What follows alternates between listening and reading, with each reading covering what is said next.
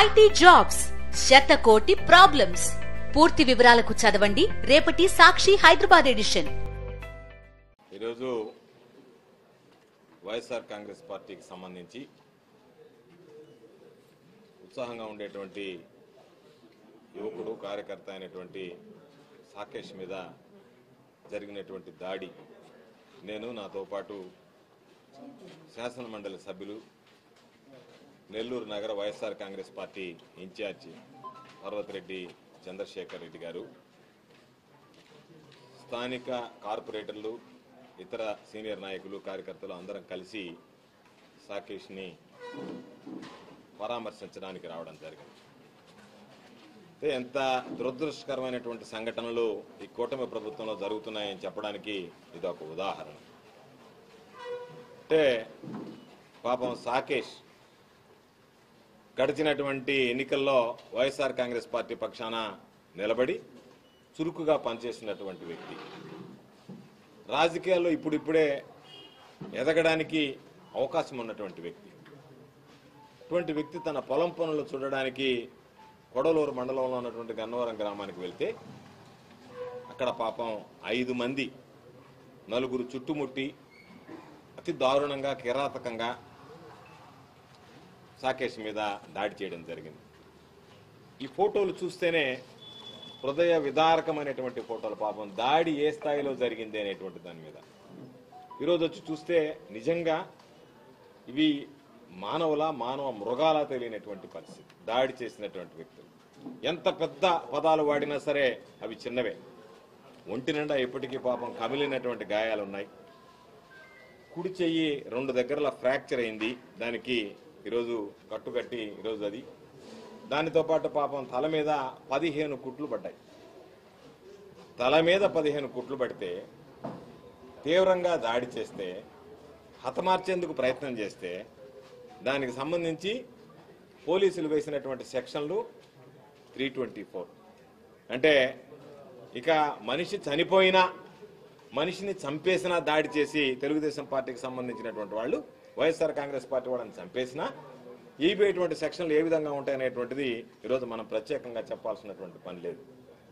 కాబట్టి ఈరోజు ఇంత దారుణమైనటువంటి దాడి జరిగితే కేవలం తెలుగుదేశం పార్టీ నాయకులకు సరెండర్ కాలేదని, తెలుగుదేశం పార్టీ నాయకులకి జీ హుజూర్ అనలేదని, తెలుగుదేశం పార్టీ నాయకుల దగ్గరికి వెళ్ళి మోకరెళ్ళలేదని మేము ఈ విధంగా దాడులు చేస్తామోనంటే దానికి సంబంధించినటువంటి పోలీసులు వంతపాడతా నీరు కార్చేటువంటి సెక్షన్లు వేస్తే ఈరోజు జిల్లా ఎస్పీ గారికి ఒకటే చెప్తున్నాం, జరిగినటువంటి పొరపాటులను సవరించండి.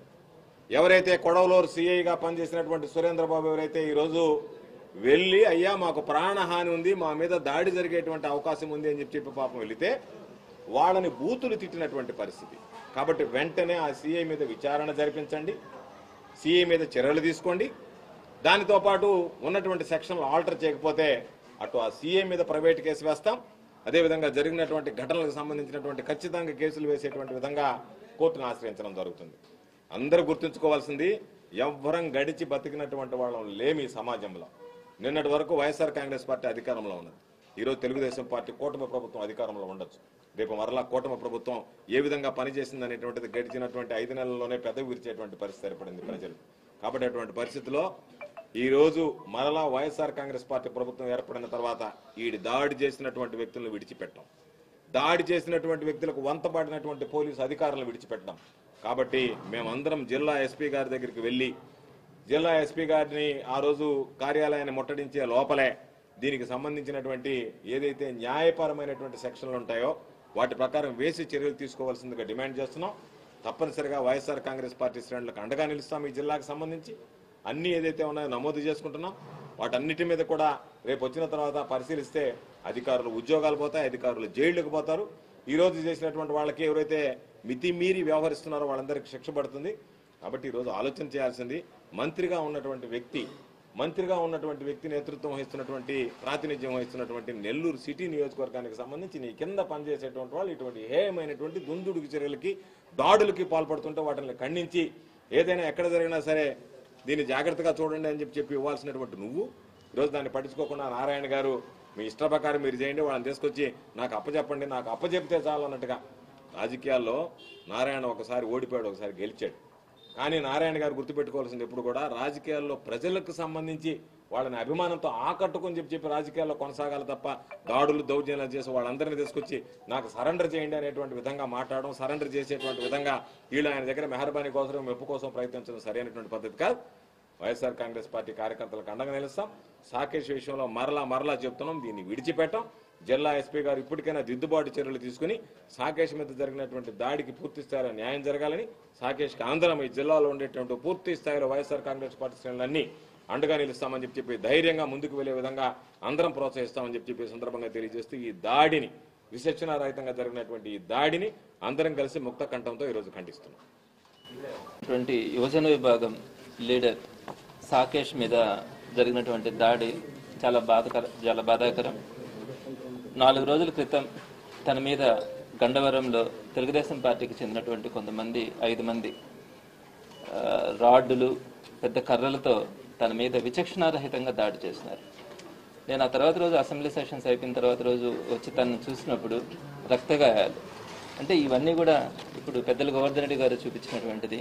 తల మీద ఇంత దారుణంగా తల పగిలి ఇక్కడ కణితి మీద ఫ్రాక్చర్ అయ్యి ఇటువంటి పరిస్థితుల్లో ప్రాణాపాయమైనటువంటి స్థితిలో తన మీద అక్కడ దాడి జరిగినప్పుడు అక్కడ ఎవరు కూడా మనుషులు లేకున్నా కూడా తను ఒంటరిగా అక్కడ మళ్ళీ ఇంకొక వెహికల్లో తను నెల్లూరు దాకా రావడం, అపోలో హాస్పిటల్లో చేరడం, ఇంత పెద్ద ఇష్యూ. అంటే ఇక్కడ రక్తగాయాలతో ఏ విధంగా అపోలో హాస్పిటల్లో జాయిన్ అయినాడో కూడా తెలుస్తూ ఉంది. సో ఇటువంటి పరిస్థితుల్లో సుమారుగా తల మీద 15 కుట్లు వేయడం కానీ, వీపు మీద అంతా కూడా ఆ కర్రలతో కొట్టినప్పుడు వీపంతా కూడా కమిలిపోయింది. ఈ విధంగా దాడి చేయడం అన్నది ఎంతవరకు సమంజసం? అంటే ఒకవేళ ఏదైనా ఇష్యూస్ ఉన్నప్పుడు పోలీస్ స్టేషన్లో మీరు పెడతా ఉన్నారు, సోషల్ మీడియాలో చిన్న పోస్టులు పెట్టినా కూడా వైఎస్ఆర్సీపీ నాయకుల మీద, కార్యకర్తల మీద కేసులు పెడుతున్నారు. పెట్టండి, మా మీద కూడా పెట్టండి, సాకేష్ మీద కూడా పెట్టండి. మేము తప్పకుండా కూడా అతనికి అండగా ఉంటాం. తప్పకుండా అతనికి గుర్పించుకున్న దానికి న్యాయబద్ధంగా ఫైట్ చేసి తీసుకొచ్చుకుంటాం. అంతేగాని ప్రాణాలు పోయేటట్టుగా కొట్టడం ఏంటి?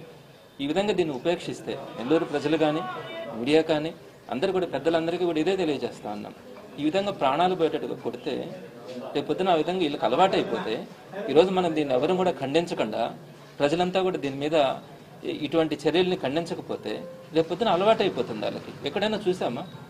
ఎప్పుడైనా కూడా నెల్లూరు జిల్లాలో ఈ విధంగా మారణాయుధాలతో దాడి చేయడం, ఒక మనిషి చచ్చిపెట్టేట్టుగా వైఎస్ఆర్సీపీ లీడర్స్ పరిస్థితి ఏ విధంగా ఉంటే చిన్న కార్యకర్తల పరిస్థితి ఏ విధంగా ఉంటుంది? సో ఇది చాలా బాధించినటువంటి విషయం.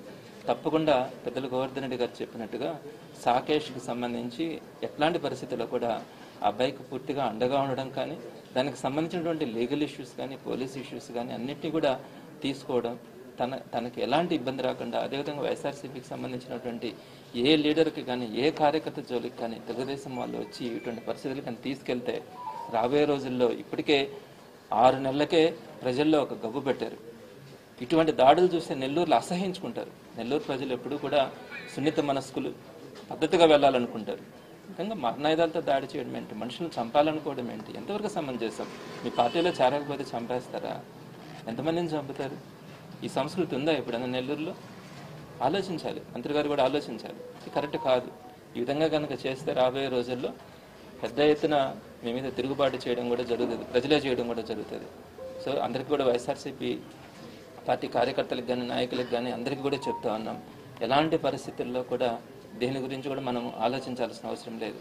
జగన్మోహన్ రెడ్డి గారి దగ్గర నుంచి ప్రతి ఒక్కరు కూడా, పార్టీలో ఉన్నటువంటి ఏ ఒక్కరికి ఇబ్బంది కలిగినా కూడా ప్రతి ఒక్కరూ అండగా ఉంటాం, సపోర్టుగా ఉంటాం. ఎంతకైనా కూడా మా పార్టీ కార్యకర్తలను కానీ, ప్రజలను కానీ కాపాడుకునే దాంట్లో అందరం కూడా కలిసికట్టుగా ముందుకెళ్తామని మీ ద్వారా అందరికీ కూడా తెలియజేస్తాను.